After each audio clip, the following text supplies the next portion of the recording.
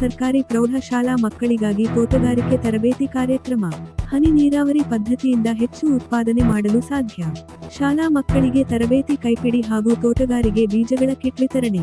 ಕಡಿಮೆ ಖರ್ಚಿನಲ್ಲಿ ಹೆಚ್ಚು ಉತ್ಪಾದಿಸುವ ಹಾಗೂ ಹನಿ ನೀರಾವರಿ ಪದ್ಧತಿಯನ್ನು ಅಳವಡಿಸಿ ಹೂ, ಹಣ್ಣು ಮರಗಳನ್ನು ಬೆಳೆಯಬಹುದು ಎಂದು ತಾಲೂಕು ತೋಟಗಾರಿಕೆ ಸಹಾಯಕ ನಿರ್ದೇಶಕಿ ವೈಜಯಂತಿ ಕದಮ ಹೇಳಿದ್ದರು. ಪಟ್ಟಣದ ಸರ್ಕಾರಿ ಪ್ರೌಢಶಾಲೆಯಲ್ಲಿ ಮಂಗಳವಾರ ತೋಟಗಾರಿಕೆ ಇಲಾಖೆ ಹಾಗೂ ಜಿಪಂ ಬೀದರ ಅವರ ಸಹಯೋಗದಲ್ಲಿ 2024ರಿಂದ 25ನೇ ಸಾಲಿನ ಸಮಗ್ರ ತೋಟಗಾರಿಕೆ ಯೋಜನೆಯ ಅಡಿಯಲ್ಲಿ ಶಾಲಾ ಮಕ್ಕಳಿಗಾಗಿ ತೋಟಗಾರಿಕೆ ತರಬೇತಿ ಕಾರ್ಯಕ್ರಮದಲ್ಲಿ ಭಾಗವಹಿಸಿ ಮಾತನಾಡಿದರು. ಆರೋಗ್ಯ ಚೆನ್ನಾಗಿರಬೇಕಾದರೆ ರೈತರು ತಮ್ಮ ತೋಟದಲ್ಲಿ ರಾಸಾಯನಿಕ ಗೊಬ್ಬರ ಹಾಗೂ ಔಷಧಿ ಇಲ್ಲದೆ ಹನಿ ನೀರಾವರಿಯಿಂದ ಬೆಳೆದ ವಿವಿಧ ನಮೂನೆ ಹಣ್ಣುಗಳನ್ನು ಬೆಳೆಯಬೇಕು ಎಂದು ಹೇಳಿದರು. ಮಕ್ಕಳು ತೋಟಗಾರಿಕೆ ಬೆಳೆಗಳು ಬೆಳೆಯುವ ಪದ್ಧತಿ ಹಾಗೂ ವಿವಿಧ ತೋಟಗಾರಿಕೆ ಬೆಳೆಗಳ ಬಗ್ಗೆ ಸಮಗ್ರ ಮಾಹಿತಿ ಪಡೆಯುವುದು ಅವಶ್ಯಕವಾಗಿದೆ ಎಂದರು. ಕಾರ್ಯಕ್ರಮದ ಅಧ್ಯಕ್ಷತೆ ವಹಿಸಿ ಮುಖ್ಯ ಶಿಕ್ಷಕ ಸೂರ್ಯಕಾಂತ ಪಾಟೀಲ ಮಾತನಾಡಿ, ಬಸವ ಕಲ್ಯಾಣದ ತೋಟಗಾರಿಕೆಯ ಎಲ್ಲ ಅಧಿಕಾರಿಗಳ ತಂಡ ನಮ್ಮ ಶಾಲೆಗೆ ಆಗಮಿಸಿ ಶಾಲಾ ಮಕ್ಕಳಿಗೆ ತೋಟಗಾರಿಕೆ ಇಲಾಖೆಯ ಬೆಳೆಗಳ ಹಾಗೂ ಸರ್ಕಾರದ ಸೌಲಭ್ಯಗಳ ಮಾಹಿತಿ ನೀಡಿರುವುದಕ್ಕೆ ಸಂತಸ ವ್ಯಕ್ತಪಡಿಸಿದರು. ಶಾಲಾ ಮಕ್ಕಳಿಗೆ ತರಬೇತಿ, ಕೈಪಿಡಿ ಹಾಗೂ ತೋಟಗಾರಿಕೆ ಬೀಜಗಳ ಕಿಟ್ ವಿತರಿಸಿದರು. ಸಹಾಯಕ ತೋಟಗಾರಿಕೆ ಅಧಿಕಾರಿಗಳಾದ ಶ್ರೀಧರ, ಅಶ್ವಿನಿ ಮಾತನಾಡಿದರು. ವೇದಿಕೆ ಮೇಲೆ ಪ್ರೌಢಶಾಲಾ ಶಿಕ್ಷಕರ ಸಂಘದ ತಾಲೂಕು ಘಟಕದ ಅಧ್ಯಕ್ಷ ಸೂರ್ಯಕಾಂತ ಅಡಕೆ, ನಾಗನಾಥ, ನಾಗಶೆಟ್ಟಿ, ಪರ್ವೇಜ ಮೋಮಿ, ರೇಣುಕಾ ಸಜ್ಜನಶೆಟ್ಟಿ, ಎಂ. ಡಿ. ಆಜಂ ಭಾಗವಹಿಸಿದರು.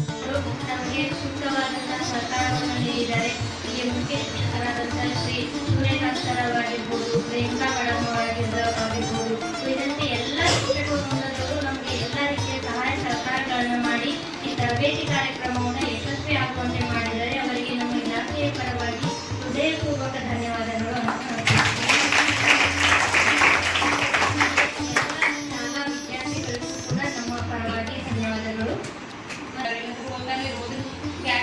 ಒಂದಿನ 100 ಮಾಡುವ ದಿನಗಳು ಪ್ರತಿ ಕುಟುಂಬಕ್ಕೆ ಈಗ ನಿಮ್ಮ ತಂದೆ ತಾಯಿ ಜಾಬ್ ಕಾರ್ಡ್ಸ್ ಗೊತ್ತಿರ್ಬೋದು. ಪಂಚಾಯತಿಂದ ಏನಂತಂದ್ರೆ ಇಂಪ್ಲಿಮೆಂಟೇಷನ್ ಮಾಡ್ತೀವಿ. ಇದಕ್ಕೆ ಅನುಷ್ಠಾನ ಇಲಾಖೆ, ನಮ್ಮ ತೋಟಗಾರಿಕೆ ಇಲಾಖೆ ಆಗಿರ್ತದೆ. ಈಗ ನಿಮ್ಮ ತಂದೆ ತಾಯಿ ಈಗ ನಮಗೆ ಆನ್ಲೈನ್ ಏನಂತಂದ್ರೆ ಆಕ್ಷನ್ ಪ್ಲಾನ್ ಸ್ಟಾರ್ಟ್ ಆಗಿದೆ. ಅದಕ್ಕೆ ಏನಂತಂದ್ರೆ ಹಾಕ್ಬೋದು ಅಂತ ಹೇಳಿ, ನೀವು ಏನಾಕ್ಷನ್ ಕನ್ಸಲ್ಟ್ ಮಾಡಿ ಅಂತ ಹೇಳಿ, ಅದೇ ಥರ ಏನಂತಂದ್ರೆ ಸೀಟ್ ಇಟ್ಟಿರ್ತಾರೆ. ಇವಾಗ ಸೀಟ್ ಕೊಟ್ಟಿದ್ದೀವಲ್ಲ, ಅದೇ ಥರ ಏನಂತಂದ್ರೆ ಈಗ ರೈತರಿಂದ ನಾವು ಏನಂದ್ರೆ 2,000 ರೂಪಾಯಿ ಉಚಿತವಾಗಿ ಸೀಟ್ ಏನಂತಂದ್ರೆ ಹಂಚಿಕೆ ಮಾಡ್ತೀವಿ. ಆಮೇಲೆ ರೈತರಿಗೆ ಏನಂತಂದ್ರೆ ಸಾಕಷ್ಟು ಜೀವಾಣುಗಳು ಇರ್ತವೆ, ಅದರಲ್ಲಿ ಒಳ್ಳೆಯದು ಇರುತ್ತೆ, ಕೆಟ್ಟದ್ದು ಇರುತ್ತೆ. ಸ್ವಲ್ಪ ನಮ್ಮ ಹತ್ರ ಜೀವಾಣುಗಳು ಟ್ರೈಕೋಡರ್ಮ, ಸೂಡೋಮೋನಾಸ್ ನಮಗೆ ಈಗ ಪ್ರಾಡಕ್ಟ್ ಮಾರ್ಕೆಟ್ ಅಲ್ಲಿ ಸಿಗ್ತಾ ಇದೆ. ಈ ರೀತಿಯ ಜೀವಾಣುಗಳನ್ನ ನಾವು ಮಣ್ಣಿಗೆ ಇಂಟ್ರೊಡ್ಯೂಸ್ ಮಾಡಬೇಕು. ಇದರಿಂದ ಮಣ್ಣಿನ ಗುಣಮಟ್ಟ ಹೆಚ್ಚಿಗೆ ಆಗುತ್ತೆ.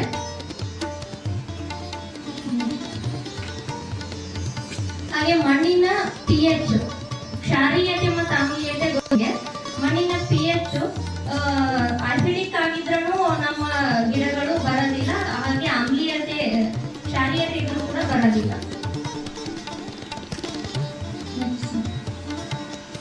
ಮಣ್ಣಿನ ಬಗ್ಗೆ ಕೊಟ್ಟು ಈಗ ಗಿಡಗಳನ್ನ ಯಾವ ರೀತಿ ಅಭಿವೃದ್ಧಿ ಮಾಡ್ತಾರೆ ಅಂತೇಳಿ.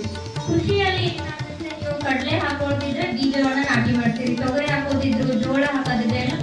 ಆದ್ರೆ ತೋಟಗಾರಿಕೆ ಗಿಡಗಳಲ್ಲಿ ಏನಾಗುತ್ತೆ, ಈ ಬೀಜದಿಂದ ಅಷ್ಟೇ ಅಲ್ಲ, ಅಸೆಕ್ಷುವಲ್ ಪ್ರೊಪೋಗೇಷನ್ ಅಂದ್ರೆ ವೆಜಿಟೇಟಿವ್ ಪ್ರೊಪೋಗೇಷನ್ ನಿರ್ಲಿಂಗ ಪದ್ಧತಿಯನ್ನು ಕೂಡ ನಾವು ಹೆಚ್ಚಾಗಿ ಬಳಕೆಯನ್ನ ಮಾಡ್ತೀವಿ.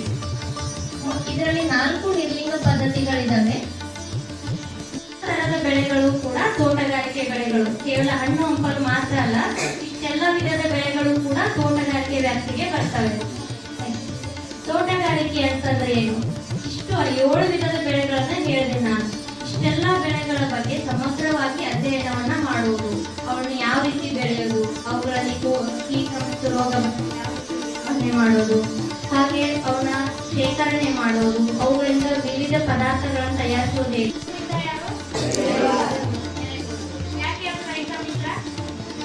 ಮಣ್ಣಿನಲ್ಲಿ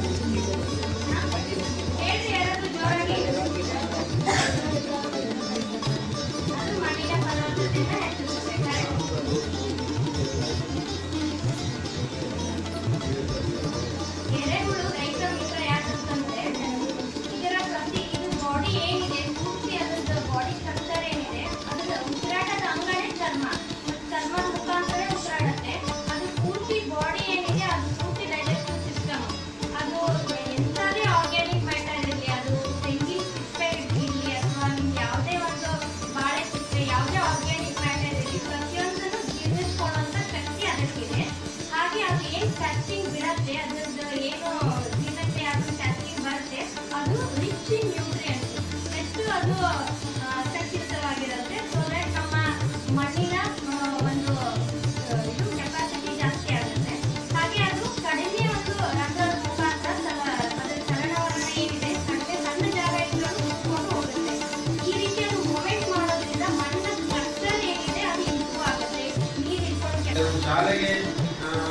ಮೇಡಮ್ ಅವರು ವೈದ್ಯಂತಿ ಮೇಡಮ್ ಅವರು ಮತ್ತು ಇವ್ರು ಮೇಡಮ್ ಅವರು ಭಾಳ ನಮಗೆ ಅಮೌಂಟ್ ಸಲ ಮಾತಾಡಿದ್ದಾರೆ.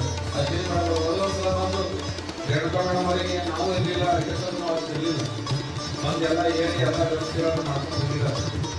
ಅಂದರೆ ಇಷ್ಟು ಕಾಳಜಿಯಿಂದ ವಹಿಸಿ ನಿಮ್ಮ ಶಾಲೆಗೆ ಬಂದಿದ್ದಾರೆ. ತಾಲೂಕಿನಲ್ಲಿ ಸಾಕಷ್ಟು ಶಾಲೆಗಳದಾವೆ. ನಿಮ್ಮ ಶಾಲೆಗೆ ಆಗಮಿಸಿ ನಿಮಗೆ ವಿದ್ಯುತ್ಗಳನ್ನ ಇವೆಲ್ಲ ಟೆಕ್ನಿಕ್ಗಳನ್ನು ಕೊಟ್ಟು ಮಾಹಿತಿಯನ್ನು ಕೊಟ್ಟಿದ್ದಾರೆ. ಅದರ ಸದುಪಯೋಗವನ್ನು ತಾವೆಲ್ಲ ನಾವು ಏನು ತರಲೇ ಇದೆ ಮೇಡಮ್ ತಾಲೂಕಾ ತೋಟಗಾರಿಕೆ ಅಧಿಕಾರಿಗಳಾದಾಗ ತಾವೆಲ್ಲರಿಗೂ ನಮ್ಮ ಇಲಾಖೆ ವತಿಯಿಂದ ಹಾಗೂ ನಮ್ಮ ಶಾಲಾ ವತಿಯಿಂದ ಮಕ್ಕಳ ವತಿಯಿಂದ ನಮಗೆ ಅಭಿನಂದನೆಗಳನ್ನು ಸಲ್ಲಿಸುತ್ತೇವೆ.